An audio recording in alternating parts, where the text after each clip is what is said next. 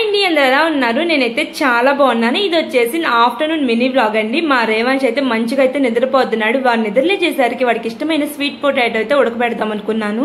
ఇక దానికోసమే sweet potato అయితే తీసి శుభ్రంగా అయితే క్లీన్ చేసుకున్నాను అండి. ఇక ఇందులో అయితే కొంచెం వాటర్ పోసేసి స్టవ్ మీద పెట్టామనుకోండి, ఒక 10 నిమిషాలు అయితే మన స్వీట్ పొటాటో అయితే రెడీ అయిపోయింది. ఈ లోపలైతే నేను నా లంచ్ కూడా అయితే తింటున్నానండి.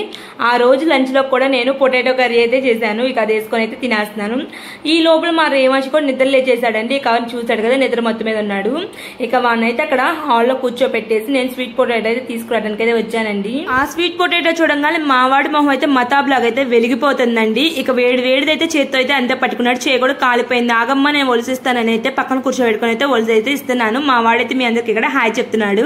ఇక వాడికి ఒలిసిస్తా నేను కూడా అయితే ఇక్కడ తింటున్నానండి. ఇక మేమిద్దరం ఇలా చేసి చెప్పుకుంటా స్వీట్ పొటాటోని అయితే ఎంజాయ్ చేసాము. మేము తిన్నాక అమ్మ వస్తే అమ్మకు కూడా అయితే వేసిచ్చానండి. ఇక్కడ అమ్మ అయితే నాకు హెల్ప్ చేస్తుంది, అంట్లయితే కడుగుతుంది. మా వాడు ఎందుకు కింద పడుకొని మరి ఇక్కడైతే ఆలోచిస్తున్నాడు. ఇక ఈవినింగ్ పనులు అయితే స్టార్ట్ చేసుకున్నానండి. ఇలా అయితే నా మినీ వ్లాగ్ అయితే ఎంజాయ్ చేస్తున్నానండి. బాయ్ అండి.